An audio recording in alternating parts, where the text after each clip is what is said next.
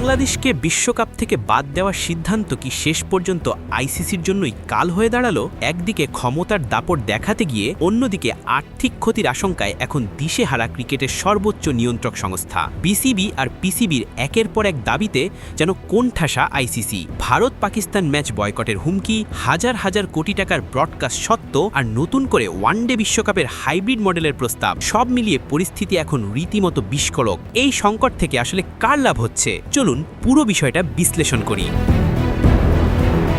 বাংলাদেশকে বিশ্বকাপ থেকে বাদ দেওয়ার সিদ্ধান্ত নিয়ে বড় বিপাকে পড়েছে আন্তর্জাতিক ক্রিকেট কাউন্সিল আইসিসি।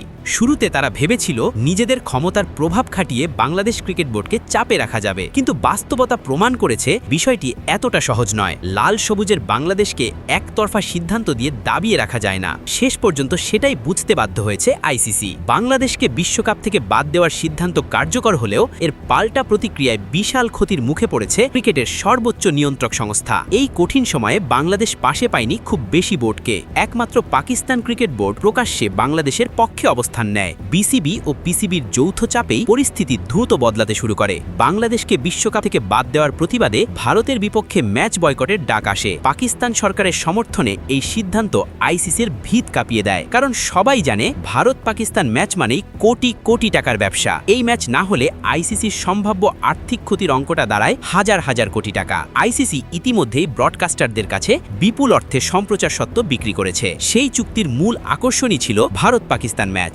যদি এই ম্যাচ না হয় তাহলে ব্রডকাস্টাররা আইসিসির বিপক্ষে অবস্থান নেবে, এটা প্রায় নিশ্চিত। এমন লোকসান সামাল দেওয়ার ক্ষমতা আইসিসির নেই বললেই চলে। এই কারণেই ধীরে ধীরে নমনীয় হতে বাধ্য হয় আইসিসি এবং বাংলাদেশ ও পাকিস্তানের সঙ্গে আলোচনায় বসে। এই সুযোগটাই কাজে লাগাচ্ছে বিসিবি ও পিসিবি। নিজেদের খেয়াল খুশি মতো একের পর এক দাবি তুলে ধরছে তারা, যেগুলো না বলার সুযোগও পাচ্ছে না আইসিসি। পিসিবির পক্ষ থেকে প্রস্তাব দেওয়া হয়েছে সব দাবি মানা হলে তবেই ভারতের বিপক্ষে ম্যাচে মাঠে নামবে পাকিস্তান। এমনকি ভারতের সঙ্গে দ্বিপাক্ষিক সিরিজ খেলার বিষয়েও শর্ত জুড়ে দেওয়া হয়েছে। বাংলাদেশকে ঘিরেও বেশ কিছু গুরুত্বপূর্ণ প্রস্তাব সামনে আনা হয়েছে। বিসিবি দাবি করেছে আসন্ন যে কোনো আন্তর্জাতিক ইভেন্ট আয়োজনের সুযোগ বাংলাদেশকে দিতে হবে। পাশাপাশি ওয়ানডে বিশ্বকাপ নিয়ে একটি বড় যৌথ দাবি তুলেছে বাংলাদেশ ও পাকিস্তান। পাকিস্তানের এনডিটিভির প্রতিবেদন অনুযায়ী দুই দেশই বর্তমান হাইব্রিড মডেলের মেয়াদ বাড়ানোর পক্ষে। আগে আইসিসি 2027 সাল পর্যন্ত আন্তর্জাতিক ইভেন্টে হাইব্রিড মডেল চালুর সিদ্ধান্ত নিয়েছিল। এবার বাংলাদেশ ও পাকিস্তান চাইছে এই মডেল যেন 2031 সালের ওয়ানডে বিশ্বকাপ পর্যন্ত বাড়ানো হয়। এই হাইব্রিড মডেল কার্যকর হলে বাংলাদেশ ও পাকিস্তান বড় সুবিধা পাবে, কারণ এতে করে নিজেদের ম্যাচ নিজেদের দেশে পরিচিত কন্ডিশনে খেলার সুযোগ পাবে দুই দেশের ক্রিকেটাররা। বিশ্বকাপে চিরচেলা মাঠে খেলার সুবিধা যে কতটা বড় অস্ত্র হতে পারে তা নতুন করে বলার অপেক্ষা রাখে না। যদিও বিসিবি ও পিসিবির এই দাবি আইসিসি চূড়ান্তভাবে মেনে নেবে কিনা তা এখনও নিশ্চিত নয়। তবে এক বিষয় একেবারেই স্পষ্ট, এই পরিস্থিতিতে যে কোনো সিদ্ধান্তের সবচেয়ে বড় লাভবান হতে পারে বাংলাদেশ ও পাকিস্তানি।